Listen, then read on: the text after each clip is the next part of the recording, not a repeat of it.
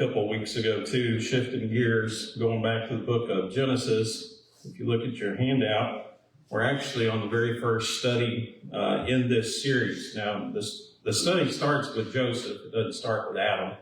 But I think after we get through Joseph, I think we circle back around to Adam, if I'm not mistaken. So we'll get there eventually. But I'm kind of thankful for this study in Genesis, because all those kings and prophets and all, I always say this about those, there's so many dates and, so many people and names to try to remember, and there's no easy way to do it. I mean, you got to start somewhere, and if that's the first time you've ever really studied those things, probably were overwhelmed, a little bit confused, but just keep right on studying. And if we can understand that timeline and, the kings and the prophets, you have a pretty good working knowledge of the Old Testament.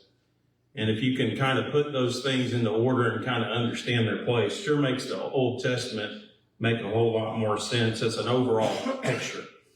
But we are starting in Genesis here. Hopefully, I think probably most, if not all of us, will know these stories. A lot of these we studied, from small children.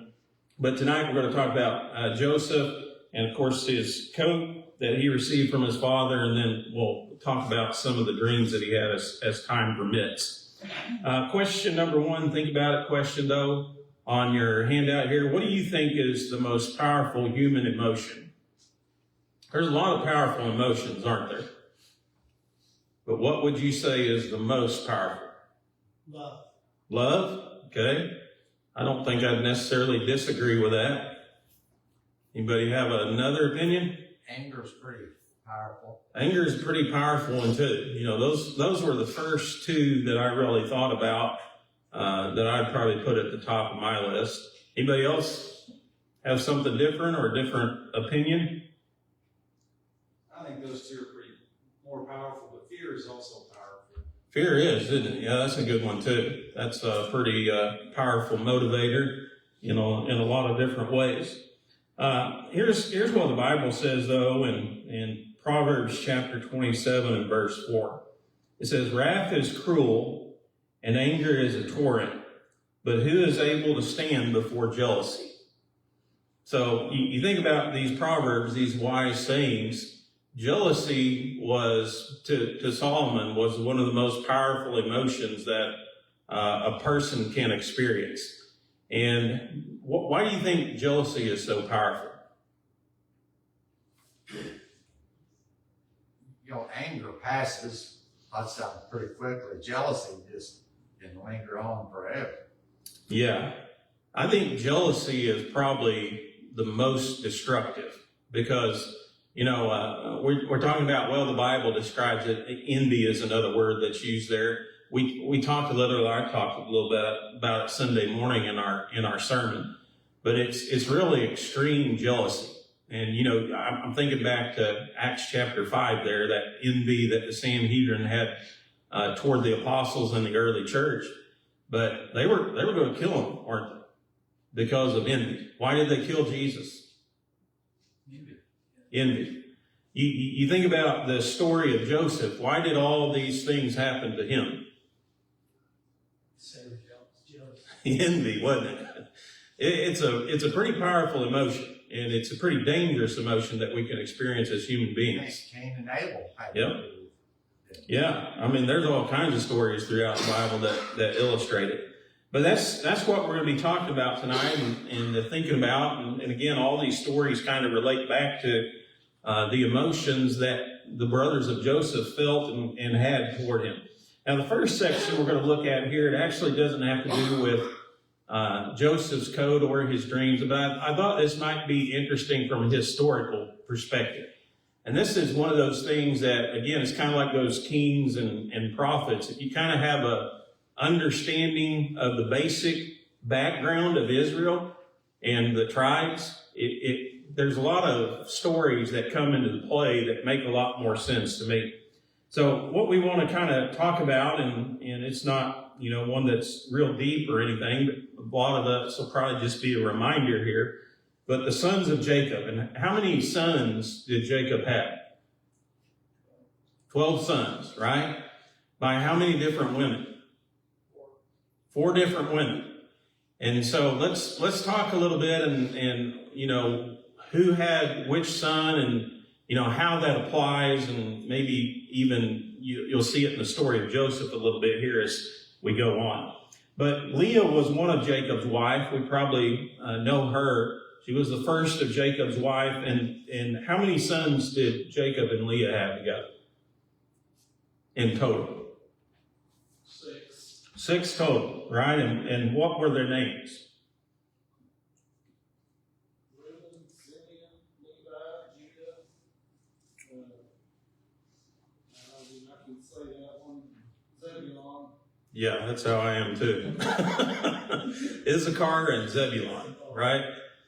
And it's kind of important to understand these, because these children become part of the 12 tribes of Israel, right? 12 sons of Jacob become the 12 tribes of Israel. But they had a beginning. And of course, that beginning goes back to Jacob. Jacob's name was changed to Israel whenever he wrestled with the angel. And then Israel had these 12 sons, and from them come the 12 different tribes. So remember also that Jacob married Rachel. He really wanted to marry Rachel in the first place, right? But his uncle Laban deceived him and gave him Leah on his wedding night instead of Rachel. And you know, he wakes up in the morning and there's Leah. So he ends up marrying Rachel too. And how many sons did Jacob and Rachel have? 2. And who were they? Remember? Yeah, Joseph and Benjamin.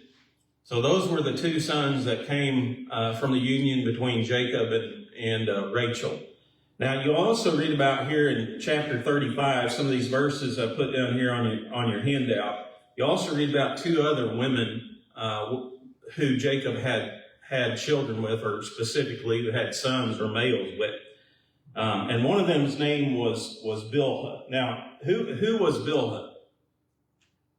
She was made servant to Leah. No, Rachel. Yeah. So one of the things that you'll read about a lot, especially in the Old Testament, you'll read about handmaids. And a lot of these people who were wealthier people, who were well-to-do people, they had servants, or we would probably call them slaves today. And so whenever Jacob married Leah and Rachel, they had female slaves. They had handmaids, women that were responsible for, you know, serving them and taking care of them in various capacities.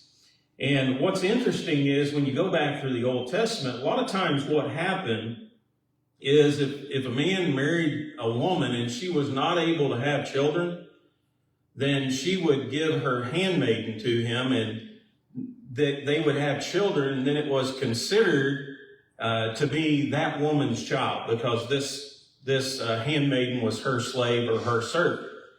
And so it was one of the ways that they often helped to build the family line. But as you go through the Bible, it's especially common in cases where women weren't, or where the wives weren't able to have children. Can you think of another story, very famous story in the Bible where that happened? Ishmael. Yeah, Ishmael. Remember Abraham and Sarah couldn't have children, so what does Sarah do?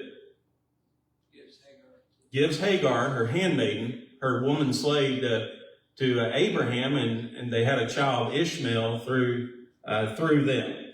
So it wasn't uncommon practice. But there was a difference in concubines and these handmaidens, what? Yeah. And the concubines were, they were basically, I don't know that in some cases, when it came to a king, there were a lot of different relationships. If you were married to the king, it wasn't uncommon for the king to have multiple wives, but any one of your children could be a royal heir. But when you go back to these children that were born through handmaidens, what was their status? They were equal, just under equal. Well, they were for a while. They were unless what? Unless they didn't want them to be. They were until the barren wife had a child. And then their status dropped, didn't it? And the children that were born to the wife kind of took priority. Remember, of course, the story of Abraham and Sarah. What happened when Isaac's born? What happened to Ishmael? He got thrown out, didn't it? But it kind of, think about in Jacob's family, because there was kind of always a power struggle and a ranking or authority trouble throughout these 12 brothers. You know, where did they fit into this picture? Where did they find their place in this family? Do you have another comment, Daryl? Well, in the case of Abraham, I just think, God, Abraham and Sarah took it on their own to do what God promised them he'd do. They just didn't wait. God intended a direct descendant of Abraham, and he was going to get around to it. They just weren't patient enough. Yeah. Yeah. And when you read about these stories, what was the outcome of a lot of these stories? Was it good? It's really not.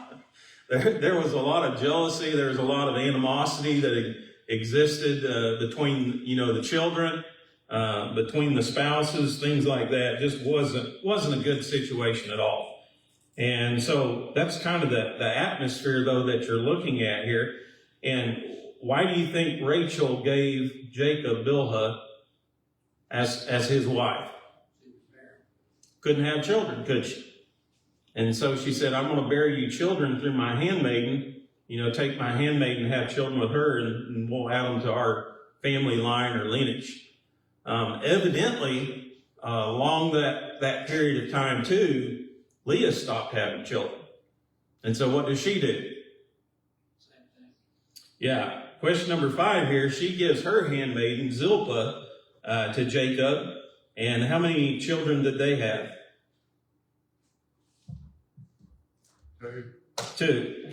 Yeah, Gad and Asher. If you look back real quickly here, again, these aren't have to know things, but they're kind of interesting to me when I study these stories and look at the overall picture, because they make a lot more sense to me. But if you look back in Genesis chapter 30, here's the story of Rachel and how, she ended up giving Bilhah, her handmaiden, to Jacob. But in verse 1, it says, Now when Rachel saw that she bore Jacob no children, Rachel envied her sister and said to Jacob, Give me children or else I die. And Jacob's anger was roused against Rachel, and he said, Am I in the place of God, who has withered from you the fruit of the womb? So she said, Here is my maid Bilhah, go into her, and she will bear a child on my knees, that I also may have children by her. Then she gave him Bilhah, her maid, as wife. Jacob went into her, and Bilhah conceived and bore Jacob a son. Then Rachel said, God has judged my case. He has also heard my voice and given me a son. And so you can see the reasoning of Rachel behind giving Jacob her handmaiden to have children. She thought, well, these will be counted as my children. They'll be put into my lineage because they were born to her slave. So that's kind of the background of those 12 sons. Question number 6 here. I'll kind of save this one for later, but if you do get a chance, kind of put into your mind the order in which these sons were born, because that becomes very important when it comes to birthright. Who was the firstborn? Reuben. Yeah, the first 4 children were born to Leah. You had Reuben, and then you had Simeon, and then you had Levi, and then you had Judah. And so those were all born to Leah. And then, Rachel sees Leah having all these children, and she said, I got to have some children too. And so she gives her handmaiden to Joseph, or to Jacob. I'll get them right. If I say the wrong one, correct me, or just overlook my ignorance here. But Jacob was given her handmaiden, and of course, then you had Dan and Naphtali, who were born to Bilhah. Well, Leah sees Rachel start having children through this handmaiden, and evidently she stopped bearing children, and so she gives her handmaiden to Jacob, and through them, 2 more children are born, Gad and Asher. And then at the very end, Bible says that Leah had 2 more children. That was Issachar and Zebulon, and then finally Rachel has her 2, and that is Joseph and Benjamin. So that kind of gives you an idea of the order that they were born in, and that'll become important again because of the birthright. A little bit later on, if we have time, we'll talk a little bit more about it. Question number 7, though, here, where was Jacob living when his children were born to him? It says Padan Aram. Yeah, Padan Aram, and where was that? Was that his original home? I got out of it, it's an upper Macedonia Yeah. area of Aaron. Yeah, so remember when Jacob takes Esau's birthright, remember Esau's reaction. Esau says, I'm going to kill him. And Rachel is so scared for Jacob's life, or Rebecca. I'm getting them all mixed up tonight, guys. You know what I mean if I say it wrong, right? Rebecca was so scared that Esau was going to kill Jacob that she sent Jacob away to one of her relatives later. And that's where he lived, in Padan Aram. And of course, remember, Jacob makes that agreement with him, ends up marrying Leah and Rachel. And actually what we learn about is how many years, question number 8 here, how many years was Jacob there in Padan Aram? 21. Right? Yeah, 21 years. And during that 21 years, that's when all his children were born. And so that kind of gives you an idea or a timeline, you know, how long all these things took to transpire or unfold. Here's a good question, question number 9. Which of Jacob's sons did not become an official land tribe of Israel?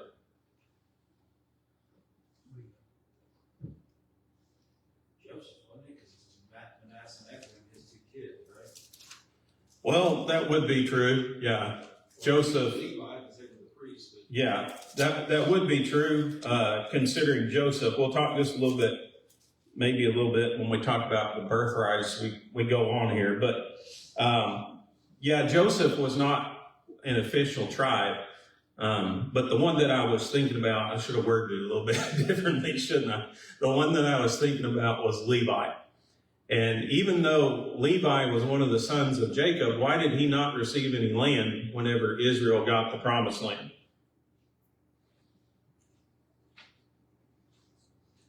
even into the priests.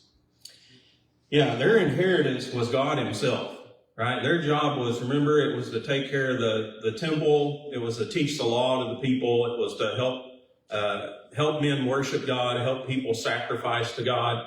And so God didn't give them a land inheritance. He says, I want you to focus solely upon this task at hand. And what did happen, though, and here's where I think sometimes it can get a little bit confusing. It didn't mean they didn't have anywhere to live. Okay, they were given, remember the Levitical cities? How many Levitical cities were there?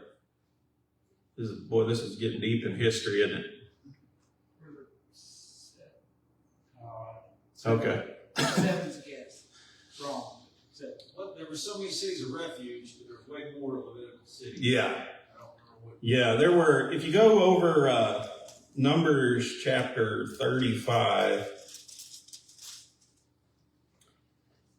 beginning in verse 1, here's what God says. The Lord spoke to Moses in the plains of Moab by the Jordan across from Jericho, saying, command the children of Israel that they give the Levites cities to dwell in from the inheritance of their possession.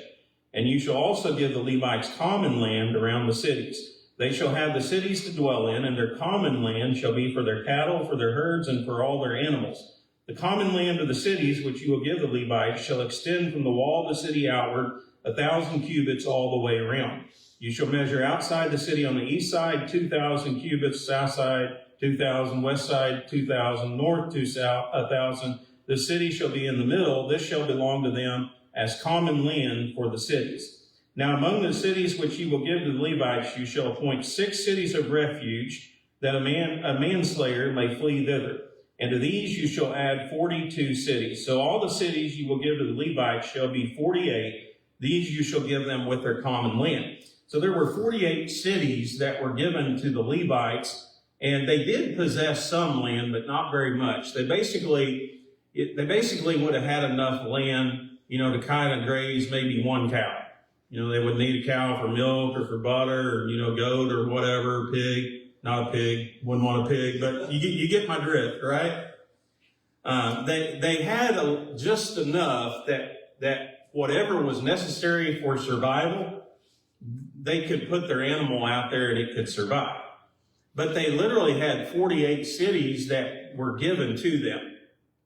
Each of these tribes, of the 12 tribes, they were to give out of their land, out of their inheritance, a city, 4 cities, to the Levites. And so in every tribe, there were 4 cities that were Levitical cities. And what do you think the reasoning behind that is? Proximity to worship. Yeah, you want those guys out there among the people, don't you? You want them out there teaching the law. You want them out there showing people how to worship God, helping them offer sacrifices. All of them were there in Jerusalem. What is everybody going to do that's outside, the city of Jerusalem? And so God kind of ensured that these people had a way to work and had access to those Levites who would have helped them majorly when it came to their spiritual and their religious activities. But just kind of interesting, that's why when you look on a map of the 12 tribes of Israel, you won't find Levi anywhere. That's because there wasn't a tribe that was given to them, but there were 48 cities that God did give to them. Question number 10 here, just kind of a bonus question, but which of Jacob's son lost his lofty status due to sin? Reuben. And what was significant about Reuben? He was the firstborn, right? And what were the rights of the firstborn? Do you remember?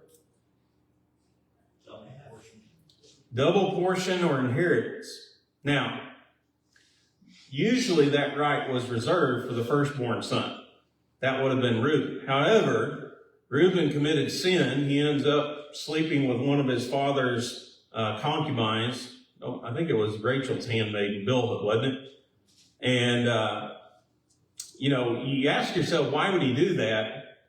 That was a pretty common move in that day and age when you wanted to establish power. You remember a lot of times you'll read in the Bible where one king conquers another king. He takes his wives or his concubines, makes them his. And so a lot of people believe that Reuben was trying to assert, the fact that he was taking over the family. Jacob would have been older now, but he was going to take over the family and run it. But because of that, when you read in Genesis chapter 49, Jacob tells him, he says, you lost your right. Now, the next guy in line would be who? This is where the order of the sons kind of becomes interesting. Simeon. Yeah, Simeon would be next in line. However, you read a story about Simeon and Levi in, I think is it chapter 38? I don't remember. You'll have to look. But a story about Levi and Simeon where they go and basically they murder and wipe out an entire town. Remember that story? They're trying to get revenge for their sister, and they kill all these people. They take all their wives. They take all their animals, and they weren't very good people. And so they would have been next in line to get that inheritance. But I think Jacob says, you guys don't deserve this either. And then who would have been next in line? Judah. Okay, so there's a story about Judah. This may be chapter 38 that I'm thinking about. It's about Judah and Tamar. Not going to go into all the details of it, but basically, he's out here sleeping with prostitutes, withholding his sons to those women that lawfully belong to them. He wasn't a very good guy.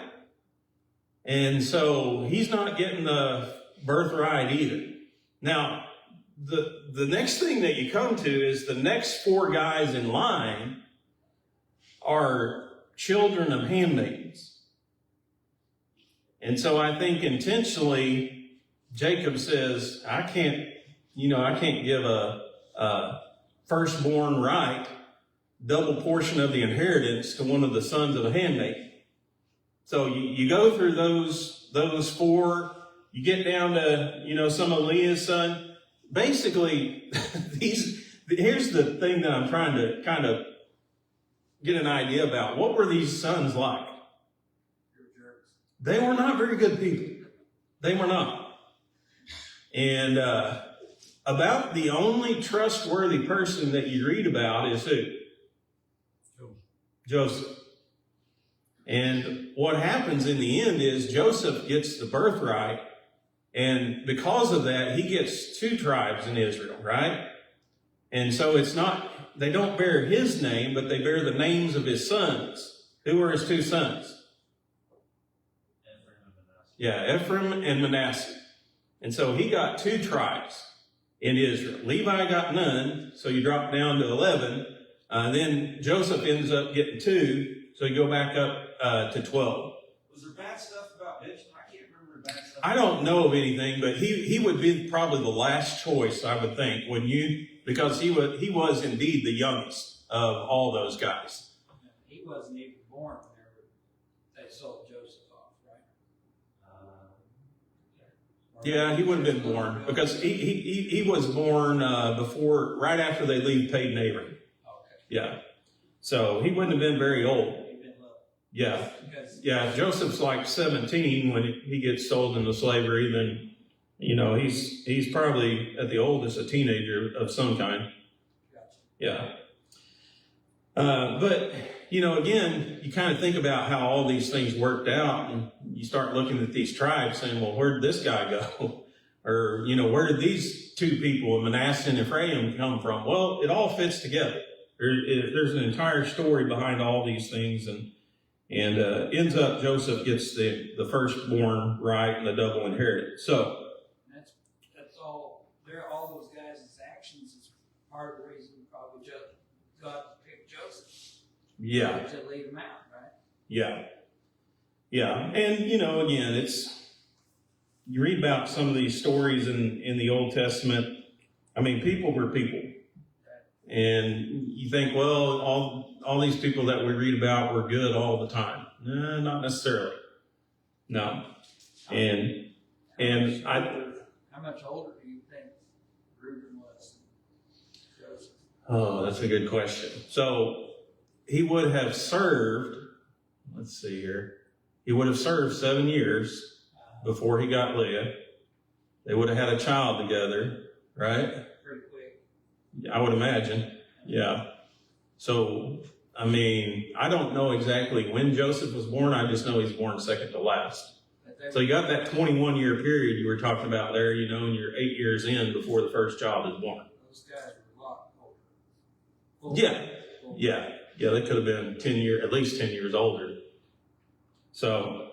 They had plenty of time to mess up, to prove yourself. Yeah, and really when you study about, I'm not going to even get anywhere into this, but when you study about Joseph, right? And he's only 17 years old when his father puts him in charge of everything.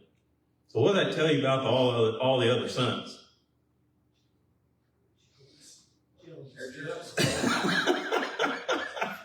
They're jerks. Yeah. They're not you couldn't trust them. And even when you read about, here in chapter 37, he puts Joseph in charge and he says, you bring me a report back. What kind of report does he bring back about his brothers? Were they being good guys? No, they were doing bad stuff, weren't they? It was an evil or sinful, immoral report that he has to bring back to his father. So Joseph was a stand-up dude, no doubt. Yeah. He's the cream of the crop. Do you think it influenced some of those older brothers that maybe Jacob was playing favorites with those two from the start, because that was Rachel's kids, the one he really loved. Oh, I yeah. think that bled through to their feelings and how they shook out, you know? No doubt it did. I mean, and you know, Jacob wasn't shy about his favoritism either, was he? I mean, what did he give Joseph? Special cup. Do you think, do you think the brothers would have had a problem if he gave him a regular coat? Yeah. He was kind of his mama's favorite anyway. He was, wasn't he? Yeah. And Rachel was Jacob's favorite, right? That's who he really wanted all along. Leah kind of got thrown into the mix there, and then of course you got the handmaidens, where basically Jacob is doing whatever his wife's telling him to do, you know. But that's who he really loved, and he ended up, you know, the fact that she couldn't have children, and all these other sons were born to him. I imagine Jacob probably thought, we're never going to have children together, don't you? I imagine he just thought it's not going to happen. And then as Bible says he gets into his old age, they have a child together. Well, that was special to him, wasn't it? And so he did show a lot of favoritism, but I also want to point out this, some of it was deserved, wasn't it? Because Joseph proved himself to be responsible, and it really wasn't favoritism. It was just putting the responsible guy in charge. But, you know, you think about these stories here, and maybe I guess we'll just talk about the coat and the dreams maybe a little bit next study, but I didn't intend to get that deep. But you think about Joseph, a 17-year-old kid being put in charge of everything. You think he ever rubbed it in his brothers' faces? Well, I mean, he outright told him, certain. He didn't have to tell him about that dream. Right? Yeah, I think that's where the dreams kind of come into play, don't you? And so I think there was a little bit of fault, you know, on both sides. But again, Joseph was a responsible young guy. I mean, part of it was by default that he was put in charge, but he was also, as you see throughout his life, he was really good at taking charge and getting things done. Well, you can see what you said about his dad put him in charge because he's responsible, not just the favorite. Well, that bled out to be true when you look at what happens next in line. Total strangers. Put Yeah. him in charge of as a slave, put him in charge of their household with Potiphar, and then you have put him in charge of the jail, Yeah. and put him in second in command of all of Egypt. Yeah, that wasn't coincidence, was it? Yeah, he was good. He was good when it came to responsibility and leadership. But if you will, for next week, study a little bit. I'd like to kind of talk about the coat of many colors. Do a little bit of research on that and see what you can find out about that. And then look at this last question here. Some of the ways that Joseph is a type of Christ. Spend a little bit of time thinking about that, and I'd like to have a pretty good discussion about that if time permits. Anybody got any thoughts or comments or questions? We'll do the second part of handout number